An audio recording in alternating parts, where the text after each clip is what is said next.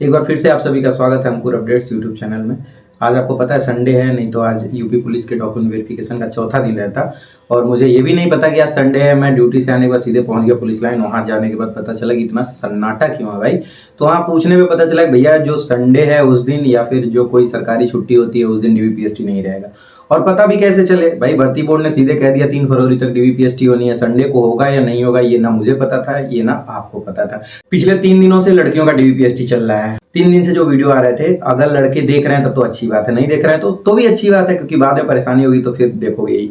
उस वीडियो को बनाने का मेन उद्देश्य ये था कि डॉक्यूमेंट वेरिफिकेशन और फिजिकल स्टैंडर्ड टेस्ट में किस सेंटर पे किस तरीके से चीजें चेक की जा रही हैं, कौन से डॉक्यूमेंट नहीं होने पे दिक्कत हो रही है, कौन सी गलती को कह दिया जा रहा है कि चलो भैया कोई बात नहीं तुम पुलिस बनने लायक हो। तो ये सारी चीजें अगर जानना है तो आप उस वीडियो को जाके देख लो।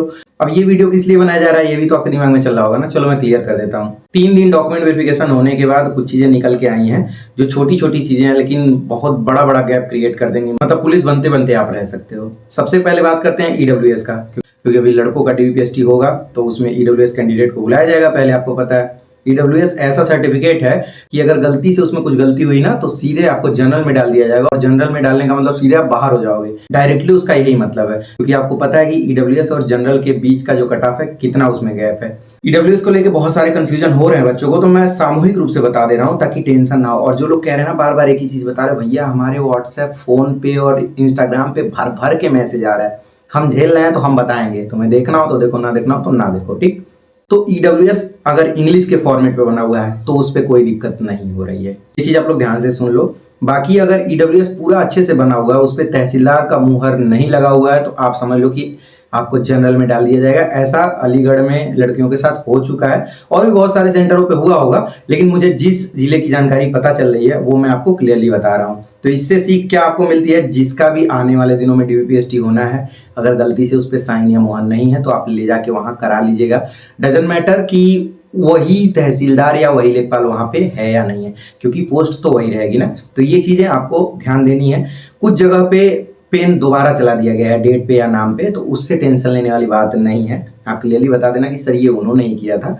और ये चीज ध्यान दे लो कि जब वो डॉक्यूमेंट जमा कर लेंगे ना, अगर बाद में फर्जीवाड़ा पकड़ा गया तो वैसे ही आपको जनरल में डाल देंगे, तो आप तो जा नहीं पाओगे, क्योंकि सभी डॉक्यूमेंट का बाद में वेरिफिकेशन होगा। इस चीज को ध्यान में रखना। तो बाकी बहुत सारे ऐसे लोग हैं जिनके ईडब्ल्यूएस में माता का नाम थोड़ा बहुत गलत है, तो कोई दिक्कत नहीं होनी है। आपका नाम सही होना चाहिए, बाकी सारे डिटेल सही होने चाहिए, प्रमाणित दिखना चाहिए, वो मुहर दिखना चाहिए। अगर ये सारी दिक्कतें नहीं है तो कोई प्रॉब्लम नहीं होगी। ईडब्ल्यूएस से जुड़ा एक और प्रश्न था कि सर सेंट्रल वाला मान लिया जा रहा है या नहीं माना जा रहा है। तो देखो अभी एक्चुअल में मुझे ऐसा कोई पता नहीं चल पाया। पता कैसे चलेगा भाई, मैं तो डॉक्यूमेंट वेरिफिकेशन कराने जा नहीं रहा हूँ। कोई लड़की ऐसी होती जो कहती हम सेंट्रल का बनवाए थे और वहां गए मेरा माने हुआ, तब तो मैं आपको बताता। जब समस्या आएगी तभी तो समाधान खोजा जाएगा। तो अभी तक कोई समस्या मिला नहीं इस तरीके का कि मैं आपको बता पाऊं। तो जितना मुझे पता है उतना मैं आपको बता सकता हूं, इससे ज्यादा आगे आने वाले समय में पता चलेगा। तो ईडब्ल्यूएस से जुड़ा कोई भी प्रश्न होगा, इन 1 से 2 मिनट में सब प्रश्नों का जवाब आपको मिल गया होगा। आते हैं ओबीसी पे।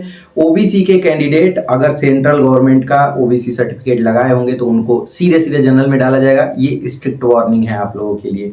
कुछ लोग ऐसे हैं जो अपने आईडी से अप्लाई करके जो अपना जाति प्रमाण पत्र है वो बनवाए हैं ओबीसी का। तो देखो ऐसा कोई मैटर आया नहीं है, लेकिन जहां तक मुझे लगता है कि उस पे मोहर तो होनी ही चाहिए। या तो डिजिटली साइन हो, मतलब या तो डिजिटली साइन हो, और नहीं तो साइन मोहर मैनुअली होना चाहिए, मतलब जो नीला कलर का दिखता है। तो सीएससी से तो होगा नहीं, क्योंकि वहां से आप लोगों ने बनवाया नहीं। तो आप सीधे चले जाइए अपने तहसील पे, वहां उसको एक बार वेरीफाई करा लीजिएगा। मुझे नहीं पता कि आगे आने वाले समय में आप बाहर होंगे या नहीं होंगे, लेकिन इतना पता है कि अगर पहले से ही आपको समस्या पता है तो उसका समाधान ढूंढ लो। पहले जब आपके ऊपर गाज गिर जाएगी तो तब आप क्या कर सकते हो, तो पहले ही उस चीज को लेके सोल्यूशन उसका निकाल लो। अगर डेट दिए हुए समय का नहीं है, यानी यूपी पुलिस के फॉर्म भरने का अंतिम तिथि 16 जनवरी था, 16 के बाद का होगा तो वैसे ही आपको जनरल में डाल दिया जाएगा। इस चीज में छूट नहीं मिलेगी। अगर आते हैं एससी और एसटी पे, तो उनका जाति और निवास प्रमाण पत्र बस होना चाहिए, उनका मान लिया जाएगा, क्योंकि उनके वाले में बहुत मैटर चल रहा है भाई। मतलब ऐसे कि राज्य में वो एससी में आ रहे हैं या एसटी में आ रहे हैं, सेंट्रल में उनको ओबीसी में डाला जा रहा है। तो इसी वजह से उनके डॉक्यूमेंट को लेके कोई भी डेट निर्धारित नहीं किया गया था। तो उस पर टेंशन लेने वाली बात नहीं है। तो उस चीज को लेके सोचने की जरूरत नहीं है, आप आराम से क्वालिफाई कर जाओगे। फोटो आप लोग ध्यान दीजिएगा कि वही फोटो निकलवाइएगा और उसी फोटो को आप अपने एडमिट कार्ड पे चिपका लीजिएगा। कहीं कहीं सिर्फ एडमिट कार्ड वाला ही बस ले रहे हैं, एक्स्ट्रा फोटो नहीं ले रहे हैं, कहीं कहीं 2 फोटो ले रहे हैं। तो लेके जाइएगा 4-5, आपका हो जाएगा काम। सबसे डरने वाली चीज ये हो जा रही है कि सर सीना नहीं फूल पा रहा है, लंबाई कैसे नापे, क्योंकि जहां जहां क्योंकि जहाँ जहाँ मैनुअल मशीन है वहाँ वहाँ दिक्कत हो रही है। भाई ये आंखों देखा हालत जो है वो मैं आपको बता रहा हूँ। आगरा पुलिस लाइन में मैं रोज जाता हूँ, इस वजह से मैं आपको बता रहा हूँ। जिनको अगर आप सही तरीके से खड़े हो सकते हो तो उम्मीद ये करो कि जितनी आपकी हाइट है वहाँ पे नप जाएगी, क्योंकि बहुत सारी ऐसे लड़कियां थी जो बता रही थी कि एसएससी जीडी में उनका जो नपा था और जो यहाँ पे नप रहा है दोनों में लगभग 3 से 4 mm का गैप है। गैप इस वजह से भी हो रहा है कि यहाँ मैनुअल मशीन है, जहाँ पे डिजिटल वहाँ पे तो टेंशन लेने की जरूरत नहीं है। अब ये वीडियो बनाने का मतलब ये नहीं कि आपको मैं डरा रहा हूँ, थोड़ा सा तरीके से खड़े होगे तो ज़्यादा चांस रहेगा कि आपका जो लंबाई है वो उतना हो सकता है जितना मानक है। और सीना फुलाने की जो टेक्निक है भाई, अब मैं या तो आपके सामने आके फुलाऊं या तो आप किसी ऐसे नज़दीकी उससे मिलो जो आपको टेक्निक बता दे, क्योंकि मैंने आपको नॉर्मली बताया भाई सीधे ऐसे खड़े होना है, सांस नाक से सांस अंदर लेना है, खुद से सीने को बाहर निकालना। ध्यान से देखो, ऐसे करोगे तो फूल जाएगा। जिनका नहीं फूल रहा है उनके लिए मैं बता दूं कि या तो भाई आपको टीबी है, मतलब या तो फेफड़े उफड़े में दिक्कत होगी, क्योंकि सीना फुला के इसीलिए ना पाया जाता है कि आप फिजिकली फिट हैं या नहीं फिट हैं। तो भाई ये चीज आपको ध्यान देना पड़ेगा, टेक्निक सीखिए, क्योंकि थोड़ा बहुत, क्योंकि आपको वैसे ही पता है कि लड़कों के प्रति उतना भी सॉफ्ट नेचर नहीं होता है अधिकारियों का जितना लड़कियों के प्रति रहता है। तो भाई इन सब चीजों से आपको बचने की जरूरत है। बाकी और कोई क्वेश्चन होगा तो आप इंस्टाग्राम आईडी को फॉलो करके वहां पे मैसेज कर सकते हो, वहां पे आपको जवाब मिल जाएगा।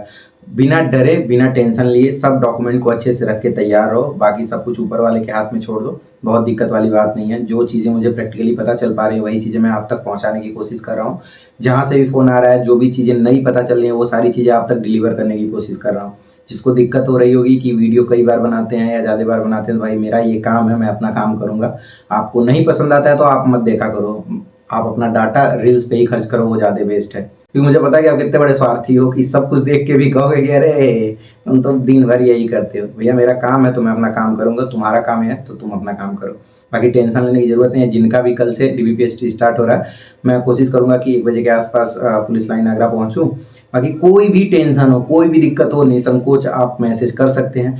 कॉल इस वजह से मैं मना कर रहा हूँ, सबके पास नंबर है क्योंकि नंबर मैंने सबको पब्लिकली दे दिया है, लेकिन थोड़ा सा मुझे भी ना इरिटेशन होने लगता है, लगातार आता है। मतलब मैं कल घर बात कर रहा हूँ, एक लड़का फोन कर रहा था, बार बार मैं कट करूँ फिर फोन करे, कट करूँ फिर मेरा दिमाग इतना खराब हुआ ना, फोन किया, हम कहे यार पागल उगल हो गया तुम, कम से कम इतना तो सेंस होना चाहिए ना कि मतलब अगर मैं कट कर रहा हूँ तो भाई रुक जाओ 2 मिनट। इतना कौन सा पहाड़ टूट पड़ रहा है कि सर हम तो एकदम डीबीपीएसटी करा रहे हैं, जल्दी बताइए। तो थोड़ा सा इस चीज़ का भी ख्याल रखिए। आप मैसेज कर दीजिए, मैं वहाँ पे आपका जवाब दे दूंगा, ठीक है। बाकी जो मुझे चीज़ें पता चल रही है उसका तो मैं सीधे वीडियो बना दे रहा हूँ, तो थोड़ा सा खर्चा करो यार, मेरा भी फायदा कराओ, सिर्फ अपना ही फायदा देखना है क्या। मिलते हैं इस उम्मीद के साथ कि जिन लोगों का डीबीपीएसटी हो गया वो रनिंग कर रहे होंगे, क्योंकि सिर्फ डीबीपीएसटी क्वालिफाई से ही आपको नौकरी नहीं मिलने वाली है, रनिंग भी आपको कंप्लीट करना पड़ेगा। तो ध्यान रखिए अपना, सभी डॉक्यूमेंट रेडी कर लीजिए। कोई दिक्कत हो तो आप इंस्टाग्राम फॉलो करके वहाँ मैसेज कर दीजिए। Bye bye.